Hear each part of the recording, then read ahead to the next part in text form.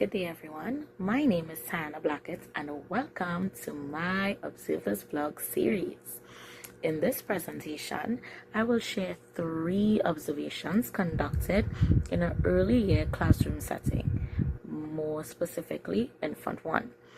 Each observation focuses on a different child, a different developmental domain, and a different observation technique.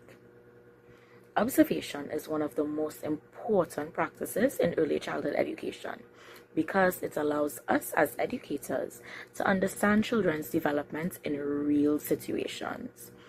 When educators observe children, they can identify strengths, challenges, learning styles, and interests.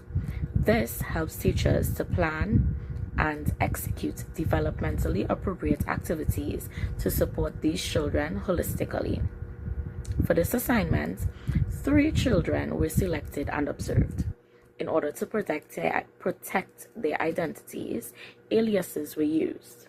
The children that I observed were Maya, Daniel, and Joshua.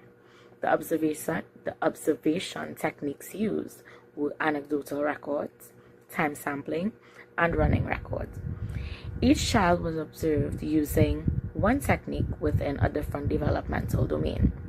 The 3 developmental domains that I focused on were social and emotional development, physical development, specifically fine motor skills, and language and literacy development. Throughout this presentation, I will describe each child, explain the observation technique used, and provide a summary of the observation and interpret the child's behavior based on these developmental expectations.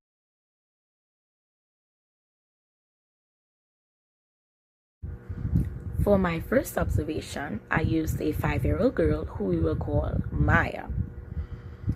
The developmental domain that I used with Maya was social and emotional development using anecdotal records. An anecdotal record is a short, descriptive account of a child's behavior. It captures an event that is meaningful and provides information about how a child interacts with others or responds emotionally to situations. This method is useful because it provides real examples of behavior that can be used for assessment and planning. So during playtime, Maya was on the floor with a tower of blocks. Another child approached her and attempted to take some of the blocks that she was using. Maya responded by saying, "I'm using these blocks right now, so you can't have them." The child continued reaching for the blocks. Maya looked at him before choosing a few of the blocks and offering them to him. And she said, "You can take these ones." This was a significant moment because it showed that Maya demonstrated communication skills and assertiveness. She did not react aggressively, but instead expressed herself in a calm manner. Later, during the observation, Maya's tower fell over. Maya looked at the fallen blocks and sighed. She was not upset, and the same child from earlier pointed out that her tower broke. Maya responded to him by saying, "That's okay, I can build it again, a better one." And she began rebuilding the structure. This response suggests emotional regulation and resilience. Maya did not become frustrated or upset, but instead, she displayed a positive attitude towards building a better tower and persistence. A 3rd child later joined the activity and asked if she could help. Maya nodded and scooted around, making space for the other child, which shows cooperation and willingness to engage in cooperative play. So in conclusion, we can see that Maya demonstrates social and emotional behaviors for her age. Appropriate social and emotional behaviors for her age. She showed sharing, cooperation, emotional control, and problem-solving skills. This observation indicates that she is developing positive peer relationships and is able to manage minor challenges in the classroom environment.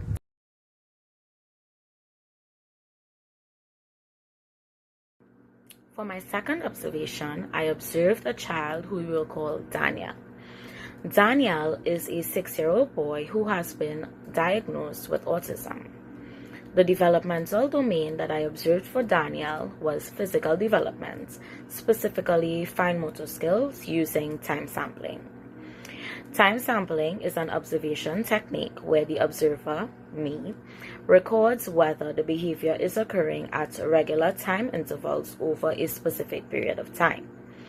This method is useful because it helps the observer, again me, identify patterns in behavior and determine how frequently this behavior occurs.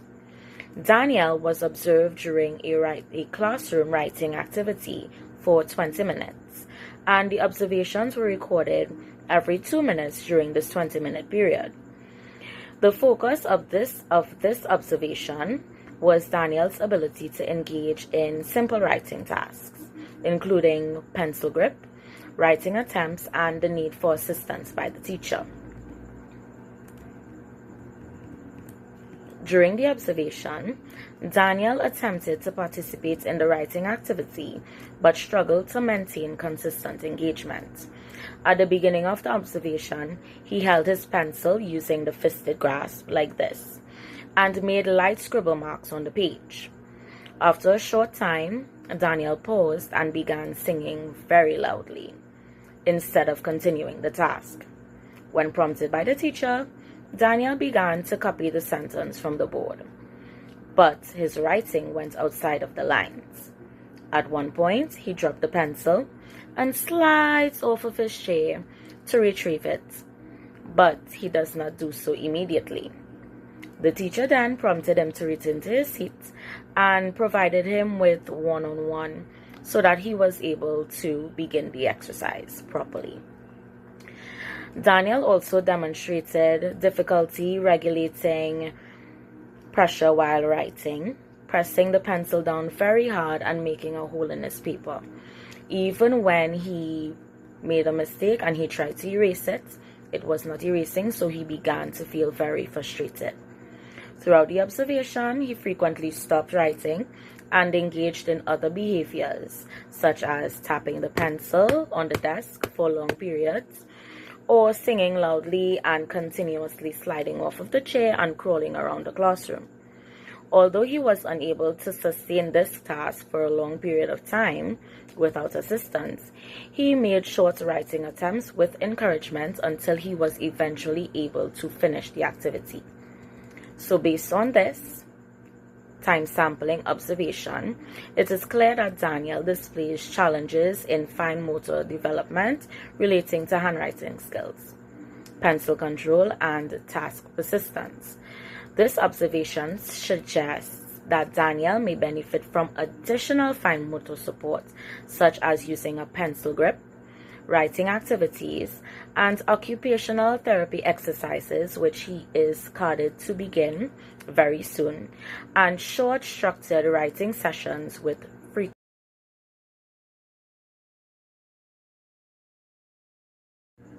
For my third observation, I observed a child who we will call Joshua. Joshua is a 5-year-old boy who is just learning how to read. So the developmental domain observed was obviously language and literacy development using running records. A running record is a continuous observation method where the observer, again, me, records everything the child says and does during a specific period of time. This technique was useful or is useful because it provides detailed information about the child's language behaviors, literacy development, and interaction with reading materials. So Joshua was observed during the reading period. At the start of the observation, he selected a beginner level book from the bookshelf and went back to his seat.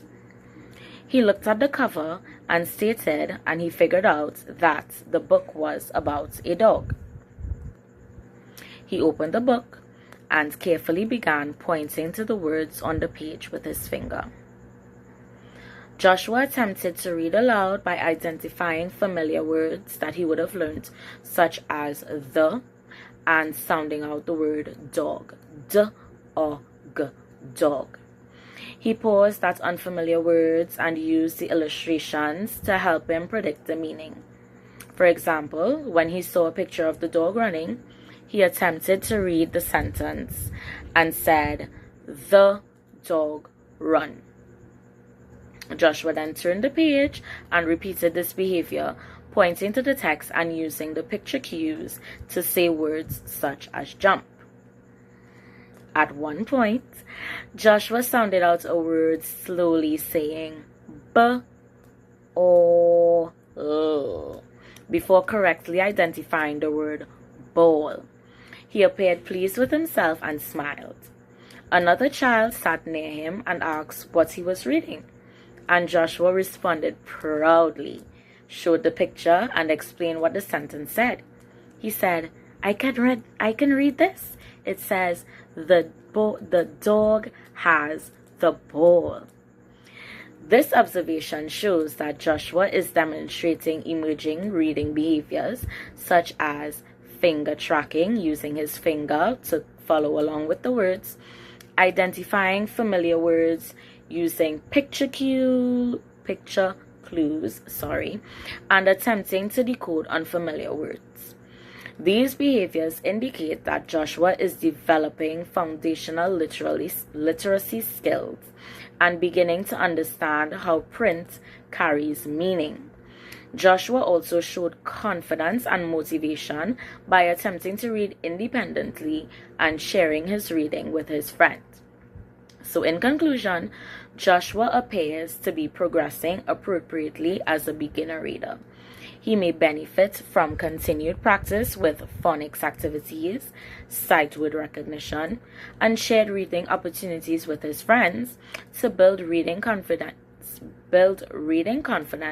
through simple, structured texts that are appropriate for his age level. To conclude, this assignment highlighted the importance of using different observation techniques when studying children's development. Each method provided different information and supported a deeper understanding of the children that were observed. The anecdotal record was effective for capturing Maya's social interaction and emotional responses. The time sampling method was useful for identifying Daniel's fine motor development, and the running record provided detailed insight into Joshua's language and early literacy behaviors. Overall, these observations show that children develop at different rates across different domains. Through careful observation, educators can better support children's strengths, identify areas for improvement, and plan developmentally appropriate learning experiences for all children so that they can benefit holistically. Thank you for viewing my Observer's blog.